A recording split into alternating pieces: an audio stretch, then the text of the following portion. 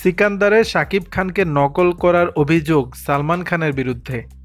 আগামী ৩০ মার্চ বড় পর্দায় মুক্তি পেতে চলেছে বলিউড ভাইজান সালমান খানের সিকান্দার। ইতিমধ্যেই শুরু হয়ে গেছে সিনেমার অগ্রিম বুকিংও, কিন্তু তার আগে বিতর্কে জড়ালেন ভাইজান। বাংলাদেশি সুপারস্টার শাকিব খানকে নকল করার অভিযোগ উঠল তার বিরুদ্ধে, যে বিতর্কে উত্তাল নেট পাড়া। বিতর্কের সূত্রপাত সিকান্দার ছবির প্রযোজক তার সোশ্যাল মিডিয়া প্ল্যাটফর্মে জোহরা জাবিন গানটি শেয়ার করার পরই। সেই গান দেখেই নেটিজেনদের অভিযোগ সালমান নাকি বাংলাদেশি সুপারস্টার শাকিব খানকে কপি করেছেন।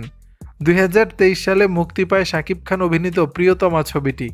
সেই ছবিতে কুরবানি কুরবানি গানে শাকিবের লুক এমনকি ড্যান্স স্টেপস নাকি হুবহু নকল করেছেন বলিউড সুপারস্টার।